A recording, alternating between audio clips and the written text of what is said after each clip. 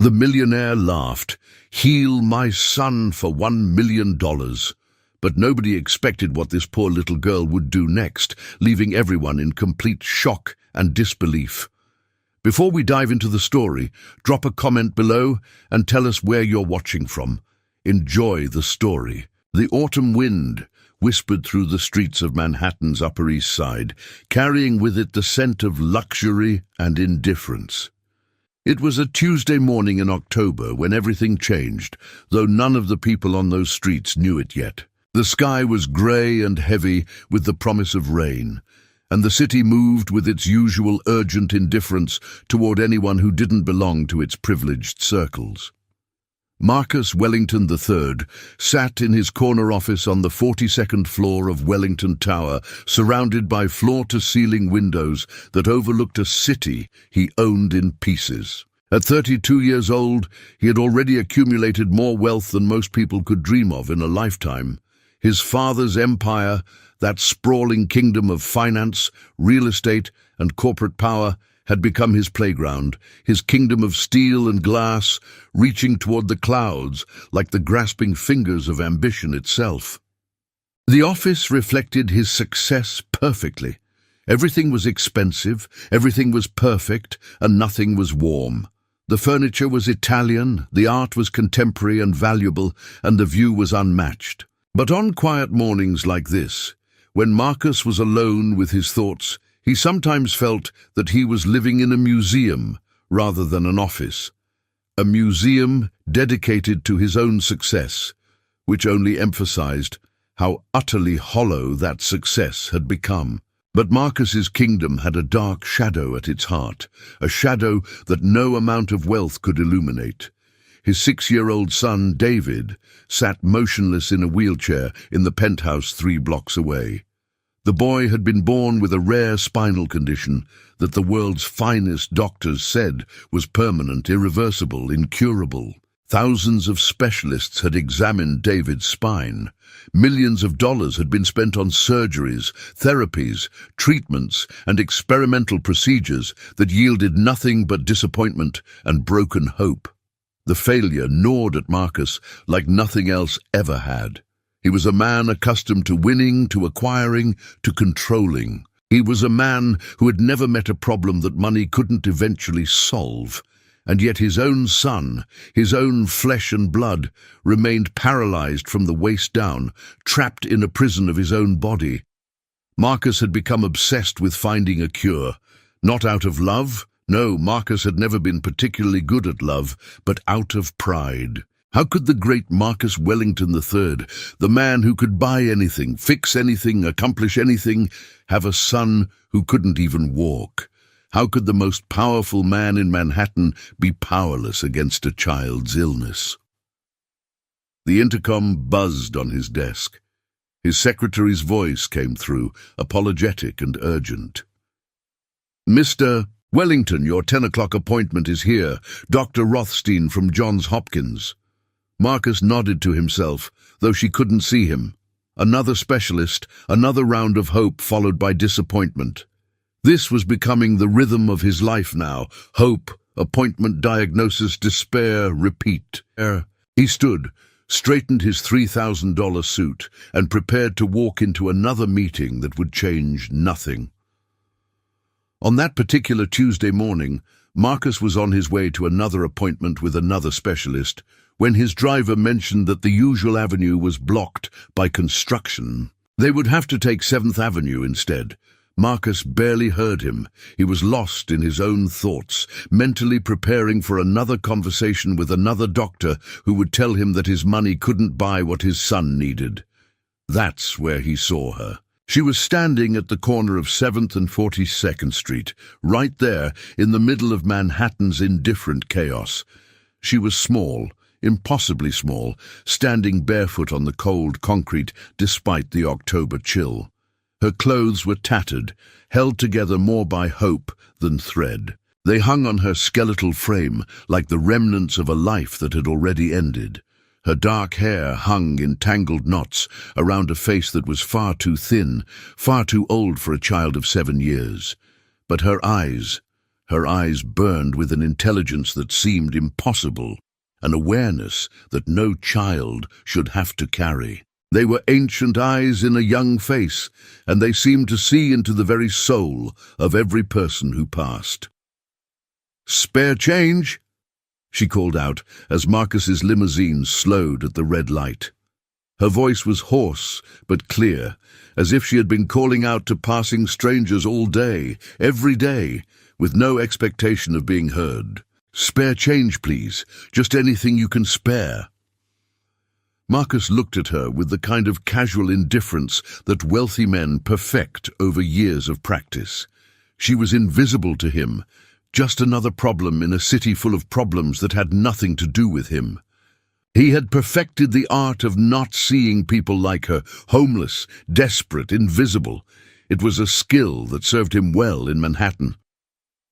Then she saw his car. His limousine was a Mercedes, pristine and black, with tinted windows and a driver.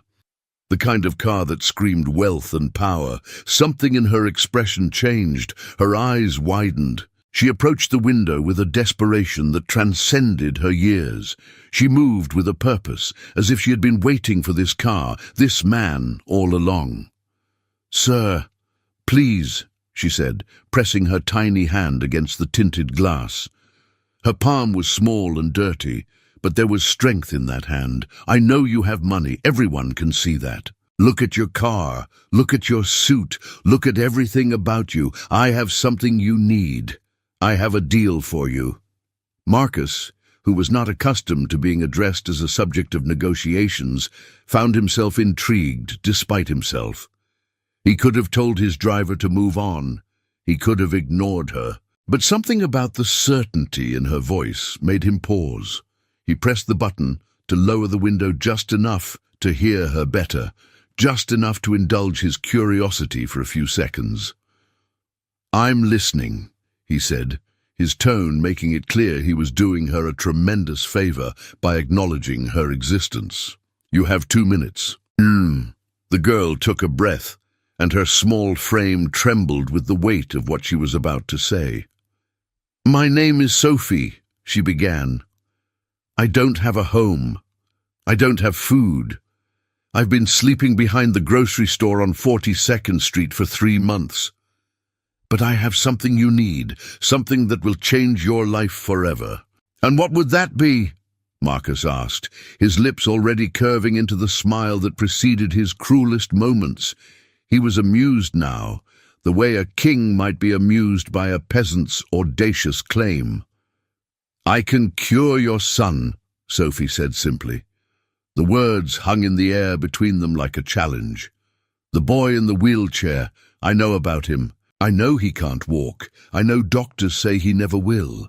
And that's when Marcus laughed. It was not a pleasant sound. It was the laugh of a man who had never been wrong about anything, who had never been challenged by anyone who mattered, who had never met a problem that money couldn't solve. It was the laugh of someone who looked at a 7-year-old girl in rags and saw nothing but delusion and desperation. It was cruel, dismissive, the laugh of absolute power. "You," he said, his voice dripping with contempt, "a street orphan is going to cure what every specialist in the world cannot? Tell me, Sophie, how exactly do you plan to do that? What medical training do you have? What credentials? What resources? You're a child with nothing, claiming you can do something that the world's greatest doctors cannot." Sophie's eyes didn't waver. There was something in them, an ancient knowledge, a terrible certainty that should have given Marcus pause. But he was too caught up in his own mirth to notice. He was too armored in his cynicism to see the truth standing in front of him. $1 million, Sophie said. Her voice was calm, steady, certain. "You give me $1 million, and I will cure your son. He will walk again. Not tomorrow, not next week, but within a few months he will walk. He will stand on his own 2 feet and walk away from that wheelchair forever. That's my offer."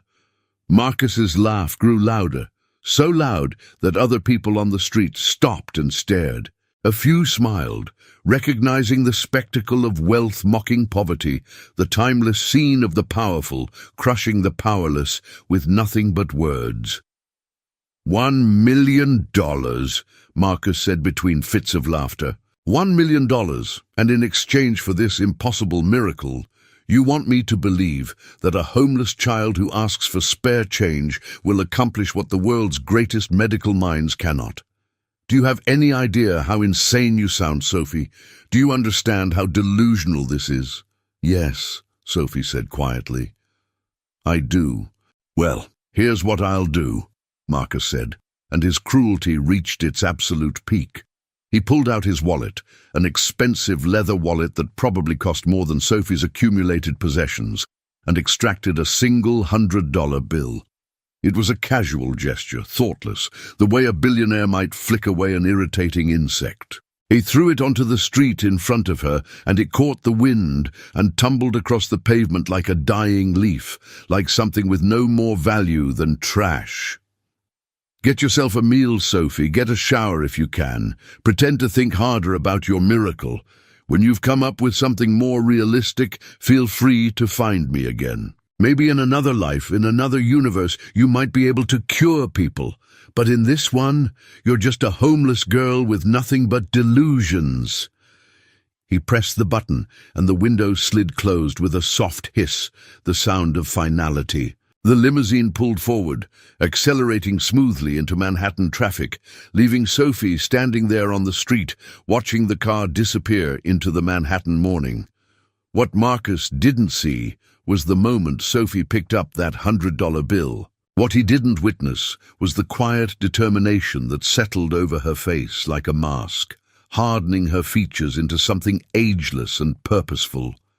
What he didn't know was that in that single moment, he had made the most consequential decision of his life.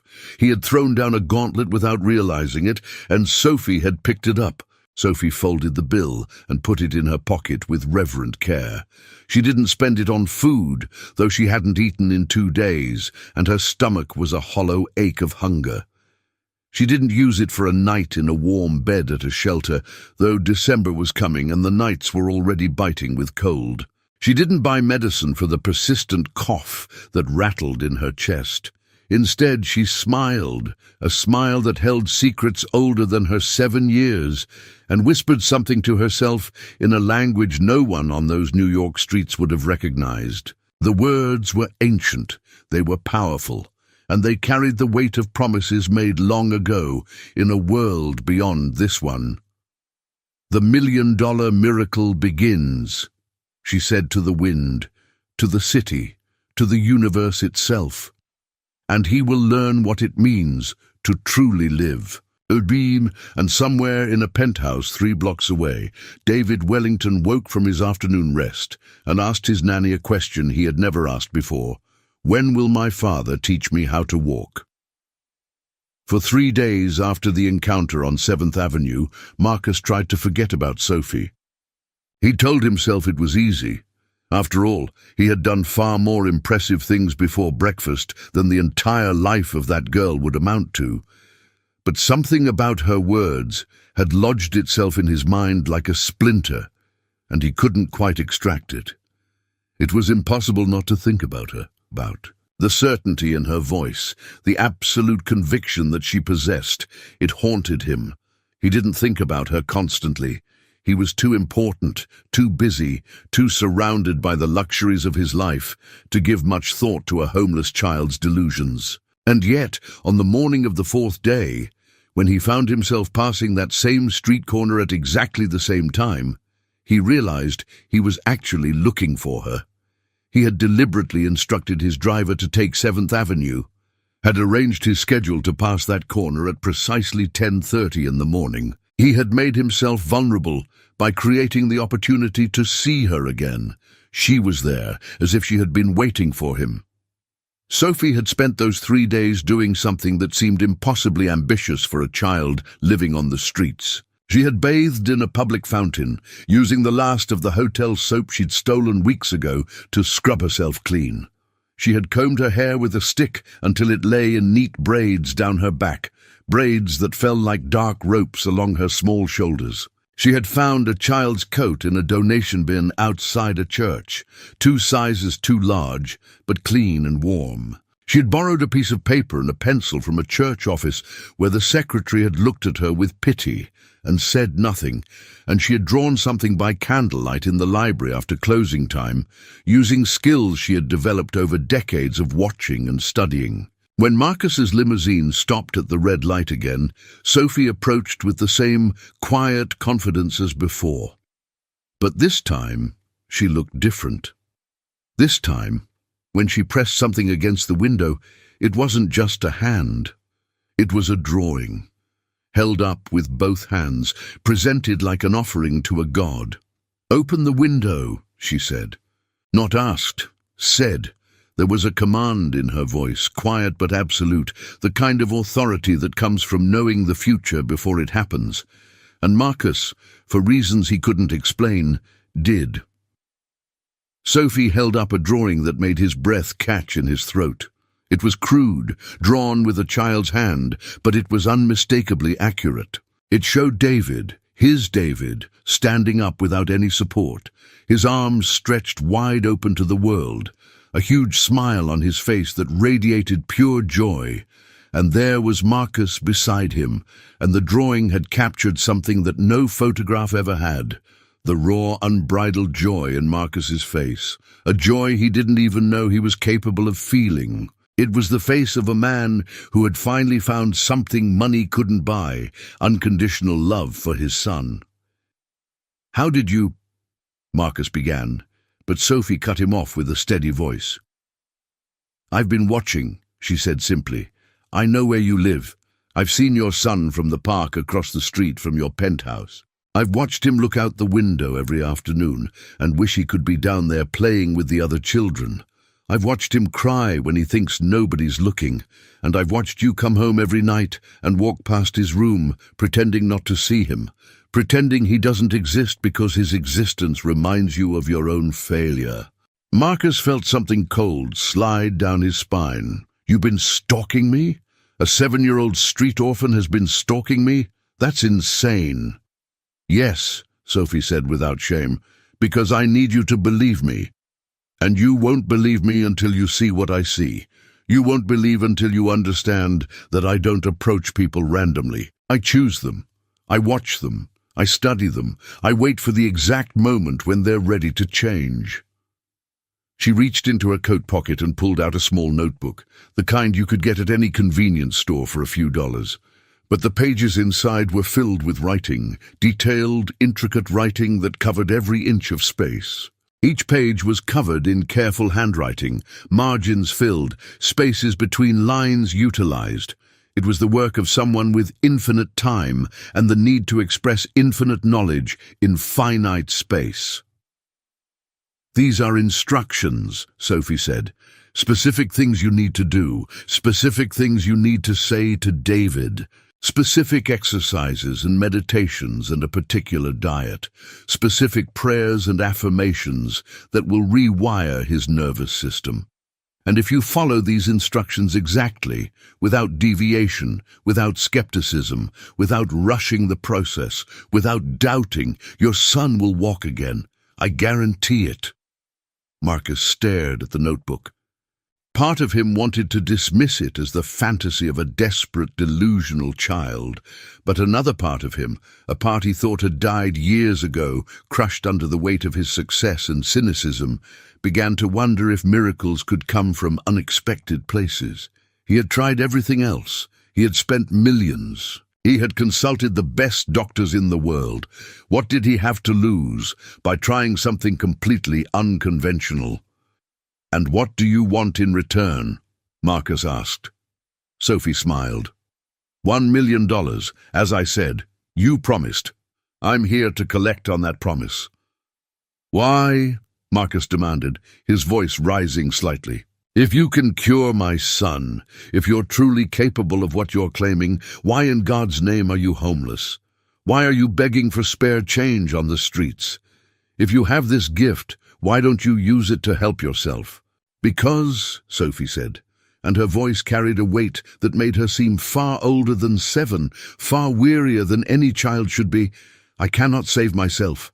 I can only save others. It's my gift and it's my curse. I see what people need, and I make it possible for them to achieve it, but I cannot help myself. I cannot be the beneficiary of my own gift. I can only point others toward their own salvation. That's why I need the $1 million, because I need money to help others in the ways I cannot help myself." "What will you do with it?" Marcus asked. He was listening now, truly listening, though he didn't fully understand what he was listening to. "Save 1,000 other people," Sophie said simply. "With $1 million, I can start a foundation. I can help foster children get educated who would otherwise fall through the cracks. I can build shelters for homeless youth like me. I can hire people to care for abandoned children. I can do the work I was meant to do. But first, I had to prove it could work. I had to prove that a miracle can happen, that transformation is possible, and that love is more powerful than all the medical science in the world. I had to prove it with someone like you, and that miracle is your son." Marcus held the notebook, feeling its weight in his hands. It was surprisingly heavy for such a small thing. He had spent millions on doctors, on treatments, on facilities and equipment, and none of it had worked. None of it had brought him any closer to his goal. Now, a homeless girl was offering him hope with nothing but a notebook and her word. It was madness. It was also possibly his last hope. "If I follow these instructions," Marcus said slowly, measuring each word, "and my son doesn't walk, if this turns out to be some kind of scam or delusion, I will make sure you regret ever meeting me. I have resources you cannot imagine. I will find you, and I will make your life even worse than it is now." Sophie didn't flinch. She stood there looking up at him with those ancient eyes, completely unafraid. "If you follow these instructions with your whole heart, if you approach them with genuine belief and unconditional love, your son will walk. I guarantee it. I stake my entire existence on this promise." "How can you guarantee something like that?" Marcus asked. "How can you guarantee what doctors say is impossible?" "Because," Sophie said, "I'm not just a homeless girl who happened to see your son. I'm the girl who's been invisible to the world my whole life, watching everyone around me, learning what heals them, what breaks them, what transforms them. Your son's paralysis isn't just physical, Marcus. It's not just about the spinal cord or the nerve damage. It's psychological. It's emotional. He doesn't believe he can walk, so his mind keeps his body locked in that chair. His nervous system has learned helplessness. These instructions will teach him to believe. And when he believes, truly believes, his body will follow. The mind is more powerful than any medicine." Marcus looked at this tiny girl with her impossible wisdom and made a decision that would reshape his entire life. He looked at the drawing of David standing, at the drawing of himself as a man capable of joy. He looked at this child who lived on the streets, who had nothing, who had somehow seen into his soul and understood what he needed to learn. "Give me the notebook," he said. "I'll follow your instructions exactly. I'll do everything you've written here, without question, without doubt. And if my son walks, Sophie, you'll have your $1 million. But if you're lying to me, if this is some kind of manipulation—" "I'm not lying," Sophie interrupted. "And when your son walks, Marcus Wellington, you'll finally understand what it means to be truly rich. You'll finally understand that wealth isn't measured in money or possessions or power. It's measured in love, in connection, in the ability to transform hearts. You'll finally be rich in the ways that matter." She handed him the notebook and stepped back from the car. The light changed, and the limousine moved forward again, smoothly merging into traffic. Marcus clutched the notebook to his chest, his heart pounding with an emotion he couldn't name. It felt like hope. It felt like faith. It felt like the beginning of something he couldn't yet understand. It felt like redemption. What neither of them knew was that this exchange had been witnessed by someone. A woman sitting on a nearby bench, watching with eyes that reflected decades of sadness and longing. She had seen Sophie hand over the notebook. She had seen the hope bloom in Marcus's face. She had recognized something in that moment, the familiar pattern of Sophie's work, the way she changed lives with nothing but words and a small notebook. That woman was Sarah Chen, a social worker who had been searching for Sophie for 2 years, ever since the girl had mysteriously appeared in the foster care system and then vanished again, leaving behind a trail of transformed lives and unexplained miracles. Sarah had devoted herself to understanding this strange girl, this impossible child who seemed to possess gifts that defied explanation. Sarah's phone buzzed. She had a report to file, cases to manage, bureaucratic work to complete. But first, she had to find out who this man was and why Sophie had given him the notebook. She had to understand what was about to unfold. Little did any of them know that Sophie had orchestrated this entire meeting. Little did they know that there were thousands of invisible threads connecting them all together, woven by hands that had been guiding human destiny for more time than any of them could imagine. Marcus went to his office the next morning and told his assistant that all meetings were cancelled until further notice. He took a personal leave of absence from the company, something that had never happened in the history of Wellington Tower. The board members whispered about it, speculated about it, tried to understand what could possibly cause the invincible Marcus Wellington to step back from his empire. But they didn't dare question him.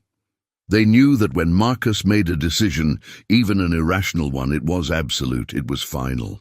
He went home to the penthouse and locked himself in David's room. He didn't answer calls. He didn't attend meetings. He didn't respond to the growing chaos at his company. There was only David and the notebook and the possibility of redemption. His son looked at him with confusion. Marcus rarely spent time with David. Their relationship had always been distant, transactional, cordial, but cold. Marcus would ask about the doctors, about the progress, about the treatments.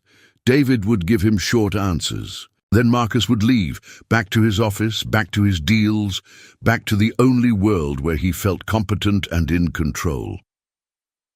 But today was completely different. "David," Marcus said, sitting down next to the wheelchair, the notebook open in his lap. "We're going to try something new. I need you to trust me completely. Can you do that?" David was 6 years old, and Marcus realized with a start that he had missed so much of his life already. He had been so busy accumulating wealth and power that he had failed to accumulate memories with his own son. He had failed as a father in the most fundamental way. "What is it, Dad?" David asked cautiously, uncertainty in his small voice. Marcus opened Sophie's notebook and showed his son the first entry. It was a meditation exercise, carefully written out with detailed instructions. It was specifically designed to help David visualize movement, to help his mind create new neural pathways, to help him believe that his body was capable of what it had been denied. "Every morning for 30 minutes, we're going to sit together and you're going to listen to my voice," Marcus read from the notebook. "You're going to close your eyes and you're going to imagine yourself walking. Not thinking about it, imagining it, feeling it, becoming it in your mind first. You're going to feel your legs moving, feel the strength in your muscles, feel the confidence of movement." David looked skeptical. He had been through therapy after therapy, treatment after treatment, but something in his father's voice was different. Something fundamental had changed in Marcus. There was love there, actual love. Not the clinical concern of a man trying to solve a problem. They started that very morning. Marcus read the meditation in a voice he had never used before, soft, gentle, full of belief. And something miraculous happened. He began to believe it himself. As he described David walking across the room, as he spoke about the feeling of muscles strengthening, of bones remembering their purpose, of nerves regenerating and awakening, of the mind creating possibility, Marcus felt tears streaming down his face. He was crying, and David was listening, and something was shifting in the penthouse. The meditation lasted 30 minutes, exactly as Sophie had specified.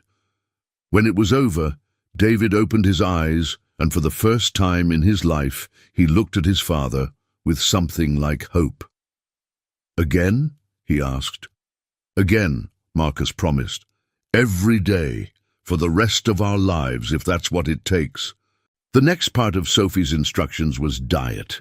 She had specified particular foods, nothing extreme, just clean, nutritious, alive. Foods grown from the earth, prepared with intention, foods that had been loved during their growth. Marcus hired a new chef and gave her Sophie's precise list. The woman looked at him like he was insane, but she followed his instructions without argument. Then came the physical therapy, but not the aggressive, painful kind that had dominated David's life. Sophie's instructions were gentle, deliberate, almost meditative. They involved stretching, visualization combined with small movements, affirmations whispered during the exercises. "I am healing," David would say, as Marcus gently moved his legs through their range of motion. "My body remembers how to move. Every day I am stronger. Every day I am more capable. I am becoming who I was meant to be." And something began to happen. It was subtle at first, a tiny movement David initiated on his own, a small flexing of muscles that hadn't moved in years. But it was movement. It was change. It was the beginning of transformation. By the end of the first week, David was doing the exercises twice a day without being asked. By the end of the second week, he had started to smile again. A real smile, not the polite expression of a child who had learned to accept his limitations. There was light in his eyes that hadn't been there before. But the most dramatic change wasn't in David's body. It was in Marcus's heart. Without his constant obsession with deals and acquisitions, without his armor of superiority and cynicism, Marcus Wellington III began to remember what love felt like. He sat with his son not as a problem to be solved, but as a person to be known. He listened to David's dreams, his fears, his hopes. He apologized for the years of distance. He held David's small hand and promised that they would figure this out together. Meanwhile, Sophie continued her own mysterious work. She had used the $100 Marcus threw at her to get a library card. With that library card, she gained access to the internet, to books, to the accumulated knowledge of humanity. She had begun researching everything she could about David's condition, about spinal cord regeneration, about the latest scientific discoveries in neurology, not because she didn't already know how to cure him. Her mysterious gift seemed to transcend science entirely, but because she needed to understand the world she was trying to change. She needed to understand the limitations that science had accepted, so she would know exactly how much of a miracle she was creating. She attended night classes at a community center, watching and learning from the teachers and other students. She befriended the librarians who let her stay during the cold nights, who brought her blankets and warm soup. She slowly became part of the invisible network of people who help other people, the ones nobody notices, but everyone needs. And 3 weeks into the process, something unexpected happened. Sarah Chen, the social worker who had witnessed the exchange, managed to track down Marcus Wellington through a combination of detective work, research, and the small piece of the drawing she had seen Sophie holding. She showed up at his office building with a folder full of information about Sophie. "I know who gave you that notebook," Sarah said when she finally got past his assistant, "and I know you need to understand what you're dealing with." Marcus listened as Sarah told him the story of Sophie's life. It was a story so extraordinary that it seemed impossible, And yet Sarah had evidence, documents, photographs, testimonies from families Sophie had helped. How she had appeared in the foster care system at age 5, parentless and alone, with no birth records and no history. How she had been placed with 3 different families during her time in the system, and each family had suddenly, inexplicably, experienced miraculous transformations. The first family's daughter had overcome a learning disability that had seemed permanent, finally able to read and write and learn. The second family's father had recovered from a terminal cancer diagnosis, walking out of the hospital, confounding his doctors. The third family had reconciled after years of bitter estrangement, the parents finding forgiveness and the siblings finding love again. And then, Sarah said, Sophie disappeared. We couldn't find her. But the families reported that she had told them the same thing, that she had to leave to help others, that she couldn't stay in one place too long, that her work here was done. It was like she was, moving through the world, fixing broken things, broken people, leaving transformation in her wake. You think she's doing something supernatural?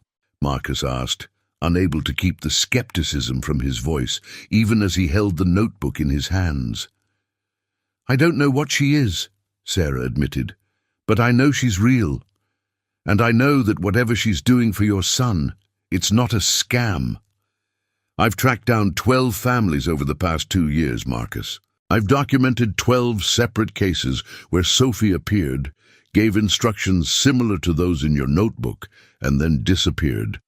And in every single case, something impossible happened. Every single person she's helped has been transformed. Their lives have changed in ways that seem to defy logical explanation. Marcus looked down at the folder, at the photographs of people whose lives had been saved by a 7-year-old girl who didn't even have a home. They were smiling in those photographs. They were alive in those photographs. Why is she homeless? He asked. If she can do all of this, why doesn't she help herself? I've asked myself that 1,000 times, Sarah said. The only answer I can come up with is that she's choosing to, that her gift only works for other people, not for herself. She's bound by something, some ancient law or agreement that I don't understand. But whatever it is, she's accepting it. She's using her suffering to save others. Marcus felt something shift inside him, a realization, a transformation so profound it seemed to remake him at the cellular level. He had spent his whole life trying to control everything, to fix everything, to prove his superiority through the accumulation of power and wealth. But Sophie was doing the opposite. She was giving everything away. She was making herself smaller so that others could grow larger.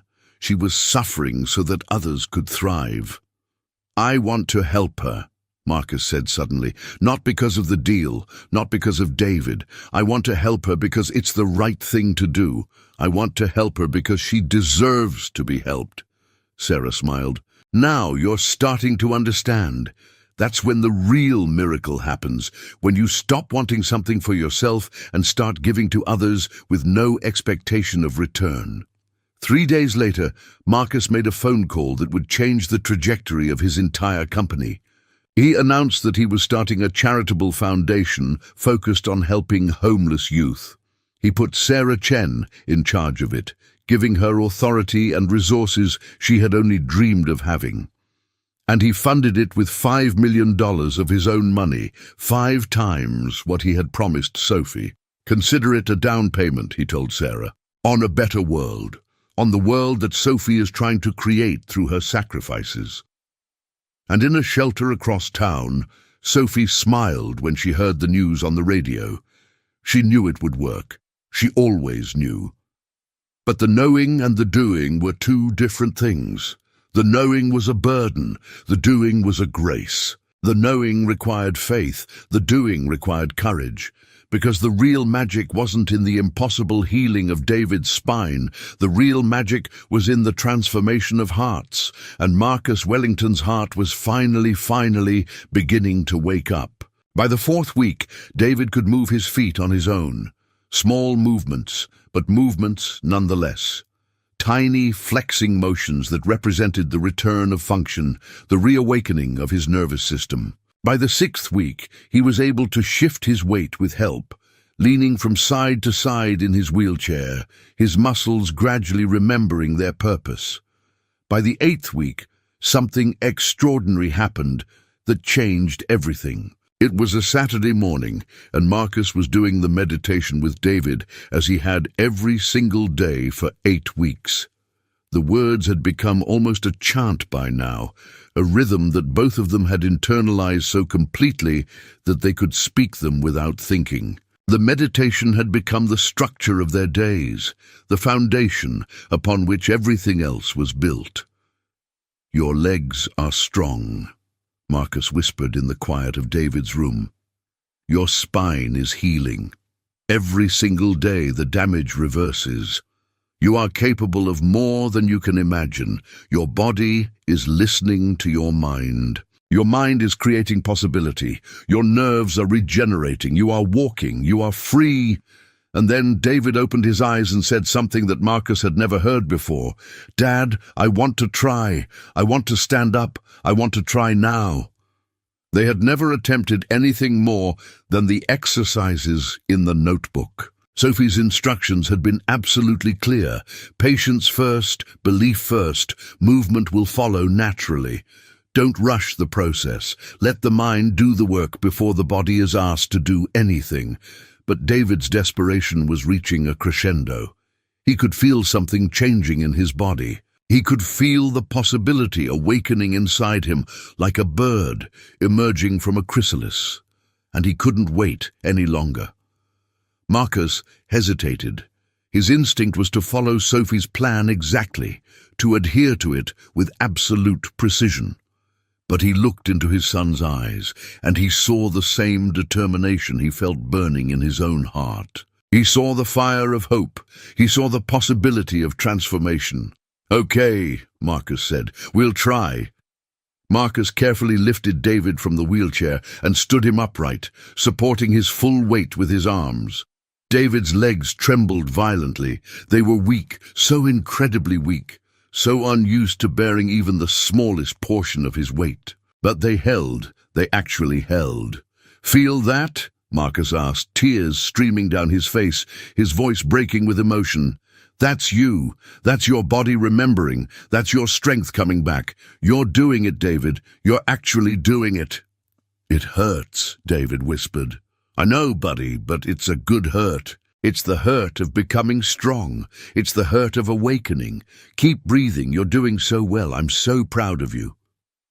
Marcus held his son upright for 30 seconds, then gently lowered him back into the wheelchair. It was a tiny step. Literally, not even a step, just a standing, just the act of bearing weight for 30 seconds, but it felt like climbing a mountain. It felt like the most important 30 seconds of both their lives. "Can we do it again?" David asked. They did it again, and by that evening David could stand for 2 full minutes. His legs shook like leaves in a wind, but they held. The next day, with Marcus supporting him on both sides, David took his first step. It was clumsy, uncertain, a shuffle more than a stride, but it was movement. It was defiance of everything the doctors had said was impossible. It was the first step toward a new life. David cried. Marcus cried. Even the nanny, standing in the doorway, cried. And the day after that, David took 5 steps, and then 10, and then 20. Word of what was happening at the Wellington penthouse began to spread through the city like wildfire. Marcus's company started a rumor mill. The boss was spending all his time with his disabled son. The doctors who had treated David for years began speculating about what had changed. Did Marcus find some new treatment? Some new therapy? Some new doctor with miraculous capabilities? Did he use some experimental procedure? No one knew. The answer was a 7-year-old girl who lived on the streets and asked for spare change. Marcus wanted to tell the world. He wanted to credit Sophie publicly, to share her story, to make sure she got the recognition she deserved. But Sarah Chen cautioned against it, explaining that Sophie would disappear if she became famous. that her gift required anonymity to function properly. "Sophie doesn't want recognition," Sarah explained carefully. "In fact, she's already planning to move on. Now that David is healing, her work here is done. She'll move to the next person who needs her." "But she earned that $1 million, Marcus protested. "I promised her. She kept her word. Now I need to keep mine." "And you'll keep that promise," Sarah said, "but it won't be in the form she expects." Sarah had a plan, one that Sophie had actually outlined months ago, before any of this began. The $1 million would be used to establish the Sophie Foundation, a charity dedicated to helping homeless youth with the exact resources Sophie herself had never received. Sophie's name would be on it, but she would remain anonymous. The donations would flow through the foundation, allowing her to help others without the burden of publicity or interference. She would have the resources to do her work, but not the fame that would complicate it. Marcus agreed to it, though he still thought the girl deserved the world's gratitude. By the end of the second month, David was walking with assistance, his small hand in Marcus's, moving with increasing confidence. By the end of the third month, he was walking on his own, his gait still unsteady, but improving every day. The doctors who had declared his condition permanent were baffled.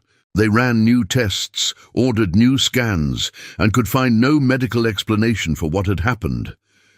"The spinal cord has regenerated," one renowned specialist told Marcus, shaking his head in disbelief. "That shouldn't be possible. Spinal cord injuries in children are notoriously resistant to healing. Complete recovery is considered impossible. But this boy's spinal cord has not just healed. It's better than before. It's as if his nervous system has been rewritten at a fundamental level." Marcus wanted to laugh. Of course it had been rewritten. Sophie hadn't just cured David's body. She had cured David's mind. She had rewritten his belief about what was possible. And when the mind changes, when the spirit awakens, the body will follow. But David's walking was only the visible miracle. The invisible miracle was far more profound. Marcus Wellington III had become a different man. The cold, driven businessman had been replaced by someone who actually cared about things that couldn't be bought or sold. He spent time with his employees, learning their names, their stories, their struggles. He listened, he helped, he became the kind of boss people actually wanted to work for. His ex-wife, David's mother, noticed the change when she came to pick up David for their custody weekend. She had always kept her distance from Marcus, their relationship having ended in acrimony and hurt years before. But when she saw him with David, when she witnessed the tenderness, the joy, the genuine connection between father and son, she felt something break open in her own heart. She felt it soften. She felt hope return to her life. "What happened to you?" she asked, genuinely bewildered. "You're not the man I knew. You're someone completely different." "I learned to love," Marcus said simply. "Not strategically, not conditionally, not as a business transaction, just love." By the time David took his first fully independent steps, no hands, no help, just pure determination and strength, Marcus had completely reorganized his life's priorities. The company was still his, but it was no longer his master. It served him and his purpose, not the other way around, and that purpose had shifted entirely. He now existed to help others, to create opportunities, to be the kind of man his son could be proud of. Sophie, watching from a distance through the news and through her network of invisible observers, smiled her ancient, knowing smile. The first miracle was complete. One life had been saved, one heart had been transformed. One person had learned to love, and there were so many more who needed her help. It was time to move on. The news came when David had been walking independently for 3 weeks. Sarah Chen showed up at Marcus's office with a grave expression and a thick file. She closed the door behind her with careful deliberation, as if what she was about to share required privacy and protection from the outside world. "We have a problem," she said, settling into the chair across from his desk. "Or rather, you have information you need to know. Information about Sophie. Information that will change how you understand everything that's happened." She laid out a series of documents on Marcus's desk with reverent care: birth certificates, medical records, social service files, photographs, police reports. It told a story that Marcus couldn't quite believe, even as the evidence stared him in the face with undeniable clarity. Sophie's real name was Sophia Catherine Morrison. She had been born in a small hospital in rural Virginia 32 years ago. Not 7 years ago. She had been born the same year Marcus was born. She was his contemporary, his equal in age, yet she looked like a child of 7. "That's impossible," Marcus breathed. "She's a child." "She ages differently," Sarah explained, and her voice carried the weight of someone who had uncovered a truth she didn't fully understand. "I found her birth certificate, her birth parents' records, though they've been dead for decades. She was born normal, a healthy, ordinary child, born to ordinary parents in a small town. But something happened to her around age 7. She stopped aging. Or rather, she aged so slowly that by the time she was 20 years old, she looked like she was 8. By the time she was 30, she looked 7. Marcus stared at the documents: birth certificate, baby pictures, school records from when she was young and looked her age. Then nothing. A gap of decades. Then social services reports from the past 20 years, showing a child of 7 years old in shelter after shelter, moving through the system like a ghost. "This is insane. How is this possible?" "I don't know," Sarah admitted. "I've consulted with doctors, geneticists, endocrinologists. None of them can explain it. But there's more. I tracked down one of her birth parents, her mother. Her father died 30 years ago, but her mother is still alive, still living in Virginia. And according to her, Sophie was not always like this. Something changed when Sophie was very young. Her mother described it as a spiritual awakening or a divine intervention. One day, her daughter began to see things, to understand people's suffering in a way that wasn't normal. And then she began to heal them, and the aging stopped." "And her aging stopped," Marcus said, understanding the connection. "Her aging stopped," Sarah confirmed. "Her mother believes that Sophie made a bargain with God, with the universe, with something beyond our understanding, that in exchange for the gift to heal others, she was cursed to remain forever young, forever homeless, forever unable to help herself." Marcus sat back in his chair, his mind reeling. The girl he had been treating as a miraculous child was actually a woman older than himself, physically trapped in a 7-year-old's body. A woman who had spent 30 years in that prison, moving from place to place, helping person after person, never staying long enough to form lasting connections. "I need to speak to her," Marcus said. "I need to understand this." "She's agreed to meet with you," Sarah said. "But Marcus, I have to warn you, she's tired. She's been doing this for decades, helping person after person, moving from city to city, never staying long, never allowing herself to form attachments. She's tired in a way that exhaustion doesn't quite capture. She's tired at a spiritual level." That night, Marcus met Sophie in a small park near the shelter where she was staying. She looked exactly as she always had. A tiny girl in an oversized coat, ancient eyes in a child's face. But now, knowing what he knew, Marcus could see the centuries in those eyes. He could see the decades of suffering and sacrifice. "You know," she said before Marcus could speak. It was a statement, not a question. "Why didn't you tell me?" Marcus asked. "Why did you let me believe you were actually a child?" "Would you have believed me if I had?" Sophie asked simply. "If I had told you I was a 32-year-old woman, trapped in a 7-year-old's body, cursed with an impossible gift, would you have believed me?" Marcus opened his mouth, then closed it. She was right. He would have dismissed it as insanity, as delusion, as some kind of sophisticated con. "How did you get cursed?" he asked. Sophie sat down on a bench and patted the spot next to her. Marcus sat, feeling absurd, a grown man sitting next to what appeared to be a small child, yet conversing with an ancient soul. "I didn't know it was a curse at first," Sophie began. When I looked young, I was just like any other child. I had parents who loved me. I had a normal life in a small town, but when I was 7, something changed. I began to see things. I could see into people. I could see their pain, their damage, their potential for healing. And somehow, I could make it happen. I could touch their lives and change them. "And then you stopped aging," Marcus said. "I stopped aging because the healing gift consumed my ability to age," Sophie explained. "My body froze at the age where the gift activated most powerfully. A 7-year-old is young enough to seem innocent and unassuming, but old enough to have some agency.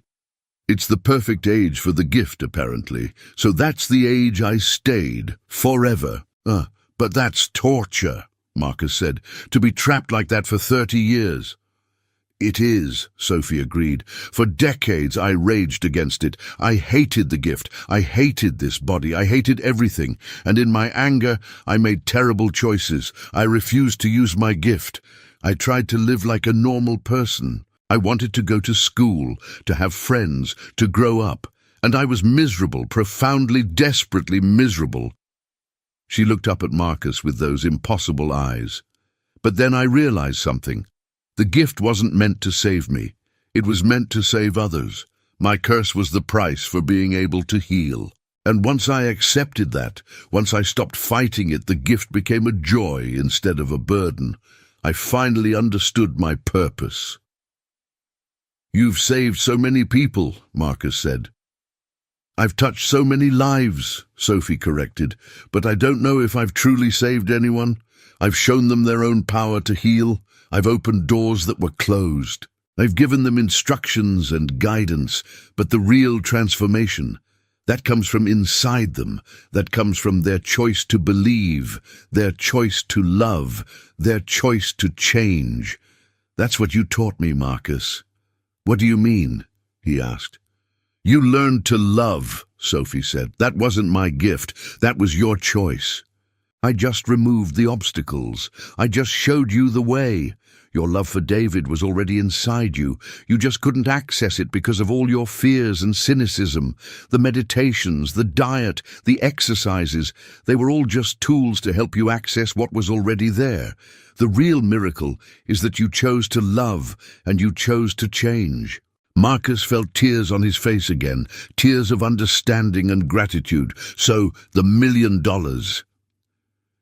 is to help me help more people," Sophie said, "not to heal me. Nothing can heal me. Nothing can reverse what's been done to me or what I've agreed to. This is my life. This is my choice, and I've learned to make peace with it. More than that, I've learned to love it. My suffering is my gift to the world." They sat in silence for a long moment. Two people separated by age, but united by understanding, by the knowledge of what it means to sacrifice for others. "What will you do?" Marcus asked. "After you leave here, where will you go?" "There's a woman in Chicago," Sophie said. "She's a mother of 2, and she's been told she has 6 months to live. Her children will be alone. I'm going to help her find a way to stay, or if that's not possible, to prepare her family for what comes after. It's complicated work. It requires more time than you need." "How long will you stay?"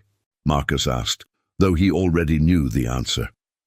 "I leave tomorrow," Sophie said. "My work here is complete. David will be fine. He'll never walk perfectly. There will always be a slight limp, a reminder of what he survived, a reminder that he was once broken and became whole. But he'll live a full life. He'll run and play and dance. He'll love and be loved. He'll have children. He'll grow old. That's the miracle we created together." "And what about you?" Marcus asked. "What about your life?" "My life is other people's lives," Sophie said. I exist in the gaps between their suffering and their healing. I exist in the space where transformation happens. That's enough for me. Or rather, I've learned to make it be enough. Marcus wanted to protest, to offer her everything, a home, an education, a normal life outside of this endless cycle of sacrifice. But he understood now that she wouldn't accept it. This wasn't his story to save. It was hers to live. Instead, he said the only thing that mattered, "Thank you for David." "For me? For everything? You've given me back my son and my humanity." Sophie smiled. "You're welcome. Now go home and spend time with your son. The real miracle is just beginning for both of you." The next morning, Sophie was gone. She had left no forwarding address, no contact information, no way to reach her. Just gone, like she had never been there at all. But she had left a single note on Sarah Chen's desk. "Take care of them. The work continues."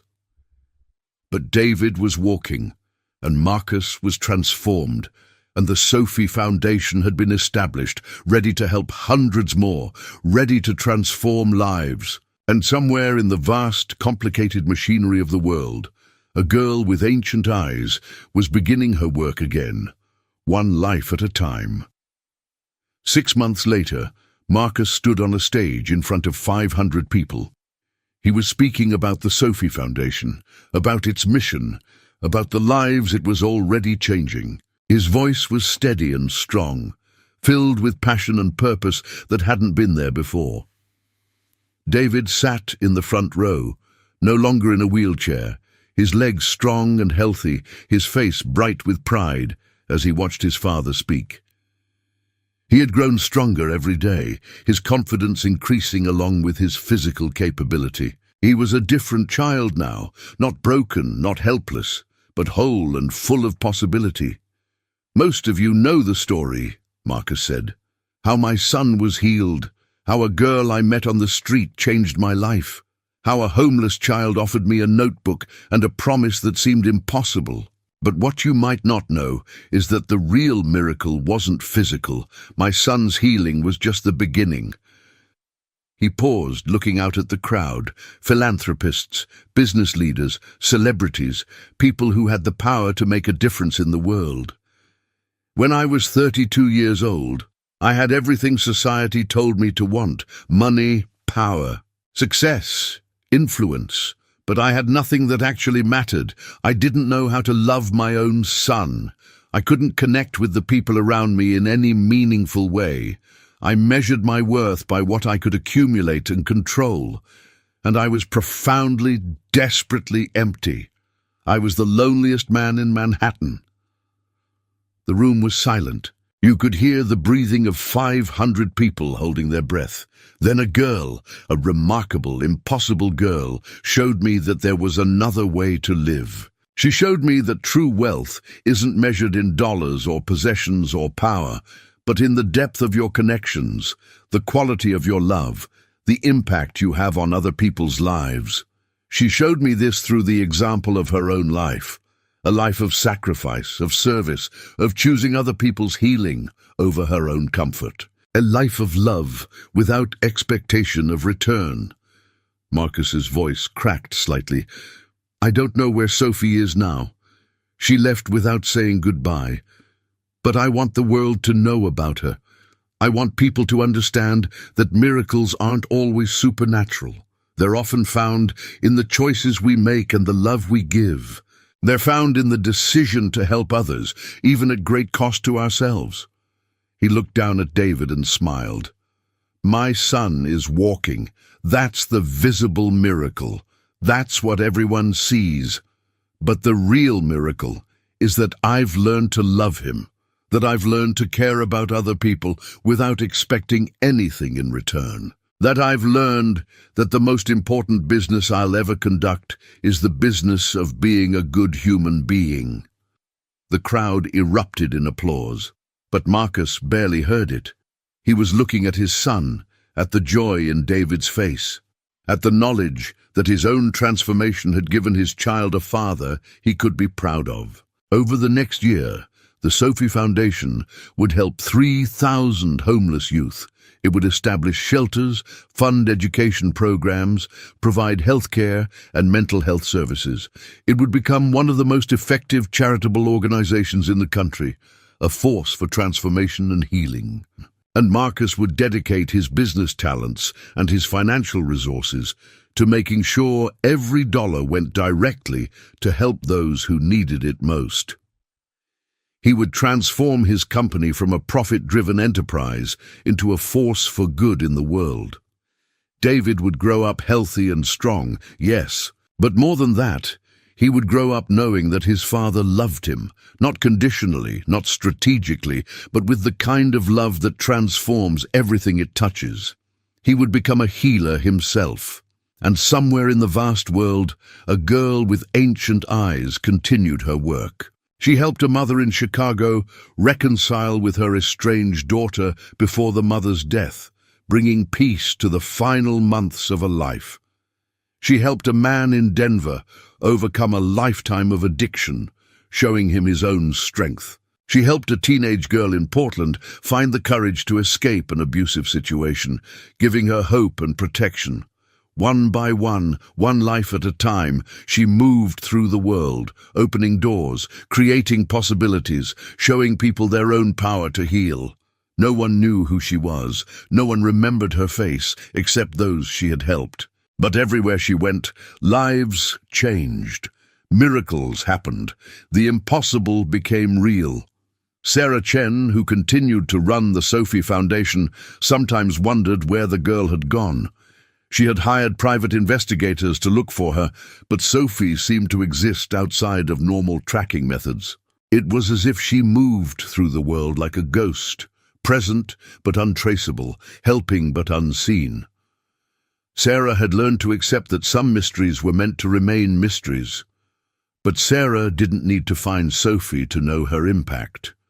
She saw it every single day in the faces of the youth who found shelter in the Foundation's homes. She saw it in the lives transformed, the futures expanded, the hopes rekindled. And sometimes, when Sarah was working late in the Foundation's office, she would find a note on her desk, just a few lines in handwriting she didn't recognize, offering advice or encouragement or pointing her toward a person who needed help. And Sarah would smile, knowing that Sophie was still watching, still guiding, still making sure the work continued, still believing in the possibility of redemption and transformation. One day, years later, David Wellington would become a doctor, not because his father pushed him, but because he had experienced a miracle and wanted to create more of them.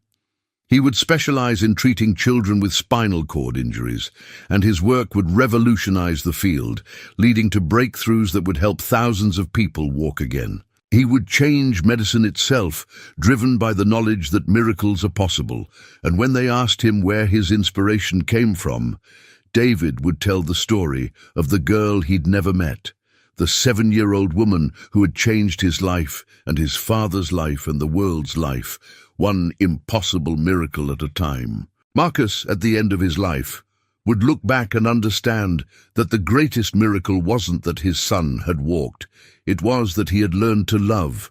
It was that he had discovered that the measure of a man's life wasn't in what he accumulated, but in what he gave. It was that he had been transformed from the inside out by encountering someone willing to sacrifice everything for others. And the lesson he would leave behind, written in his will and on his tombstone, was simple. The greatest wealth is the ability to help others. The greatest miracle is the transformation of the human heart. Sophie, eternal and unchanging, would read these words in a newspaper years after Marcus's death, and she would smile her ancient smile, knowing that the work continued, knowing that one transformed life creates ripples that touch 1,000 others. Knowing that miracles aren't about the supernatural, they're about the most powerful force in the universe, human love and human choice. And somewhere in the world, a girl with a 7-year-old's face and an ancient soul would look into the eyes of someone suffering, and she would see the miracle waiting to be born inside them. She would remove the obstacles, she would light the way, and she would step back and let them discover their own power to heal, because that was the true miracle, not magic, not supernatural power, but the awakening of the human spirit to its own capacity for transformation, redemption, and love. That was the real story Sophie had been telling all along, and it would never grow old. Because in every generation, in every city, in every corner of the world, there were people waiting to be awakened. There were hearts waiting to be opened. There were impossible miracles waiting to be born. All they needed was someone willing to believe in them first. All they needed was love.